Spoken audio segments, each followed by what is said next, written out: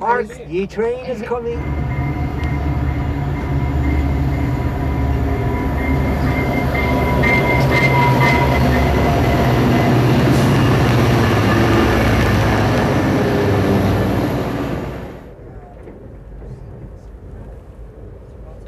A railroad crossing. You don't want to yield. In the driver's seat, you're fully awake. Your fingers drumming your knee while my serpentine train crosses the field. You don't see what I carry inside my elongated belly.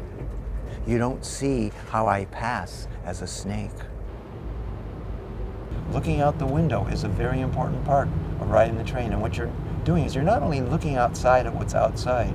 In a sense, your reflection on the window pane is it's like looking partly into a mirror, so you become inward, inner reflective. And trains are very conducive for me to read and write poems, because I'm a poet. I just happen to be a poet. I wasn't born to be a poet. I don't believe that. I was with Mick when he wrote his first poem. That's right.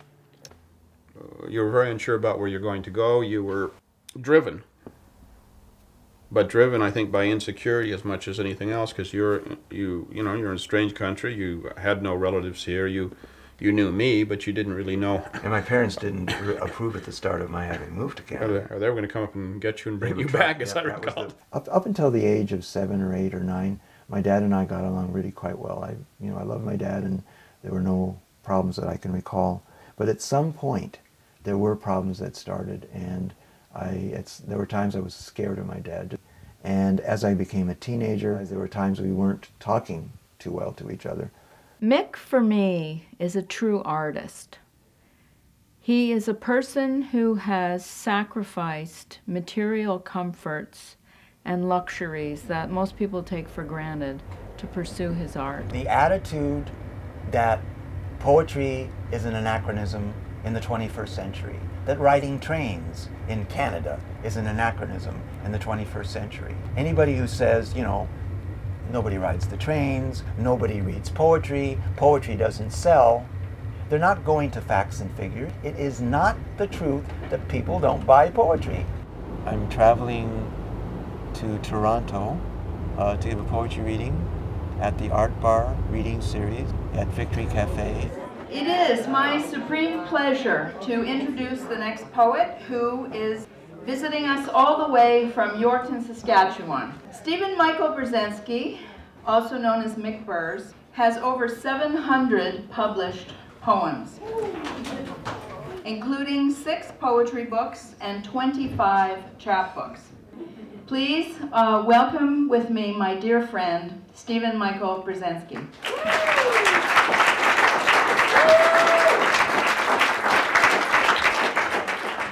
Earning my keep as a poet, I feel that there may be some greener pastures, but those greener pastures may be made out of concrete.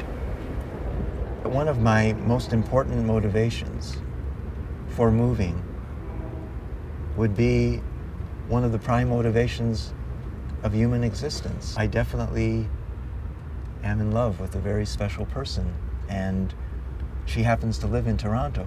So I have a motivation beyond the financial, beyond the desire to be better known as a poet. I have love. Love is a driving force. But if I did do that, I would be missing one thing, and that would be I'd be missing Saskatchewan. I'd be missing the writing community there. That is something that truly is unique to the province of Saskatchewan. I do have some cash. The last of my cash. I was at the Writers Guild annual general meeting, and naturally I had to buy some books while I was there. So think about if it's a poem that you want to share, or a couple of poems, as long as it's not longer than 4 pages. The best thing he ever told me was that what we do as writers is really worthwhile. He motivated me to write. He didn't know me from anyone, he just knew me from my writing. And he could say to me, you can write. And I was just like, oh, I can. So when I went home, I wrote. Story time. Very good. And the winner of the Poetry Award is Variations on the Birth of Jacob by Steven Michael Berznsky. Now I'm going to be able to afford to get a haircut. Ready? Oh. Kent Bowman. Yeah. Kent. Oh, I know Kent. And he recommended you. He said, really? Go to Chris. Kent's a good buddy of mine. All right, there you go. Well, he and I came to Canada together. Really? Yep. Way back in 1965. Where are you from? California originally. Oh. We were, it was a bit drafty down there, so we left. How would you describe my hairstyle? Well, it looks like a big mess. We came up to customs and we said we wanted to come into Canada, to live in Canada. And he looked us over and he said, "You're from California?"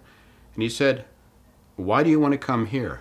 And I didn't understand, and I got very paranoid and was worried that he was checking for war objectors coming up over the border.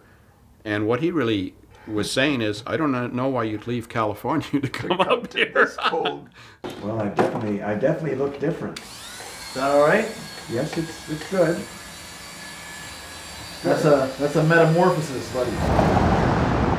It really was the most momentous day at Simon Fraser for me once I was working there, because the decision was, do I start working towards a master's degree in reading and study? At this point, I can't say the word hate, but I started hearing my own mouth repeating the same evaluation things to these kids, the different kids every semester. I was doing the same thing over and over again, and I was getting tired of it, and I was getting excited by poetry. So I remember standing in front of her after I made my decision, because I came back and I said, you know, I think I'm going to decline your offer. I'm going to be on my own now as a poet. I didn't know what I was stepping into when I stepped out. So you chose poverty over a commensable boredom, did you? Compensable. Yes. I chose to live a challenged life as a poet. Our whole culture tells us that this isn't of value. What's of value is McDonald's and Coca-Cola and having the biggest TV set and having the biggest car and having the swimming pool. And these are the things that our culture values. These are the things that are sold to us 1,000 times a day.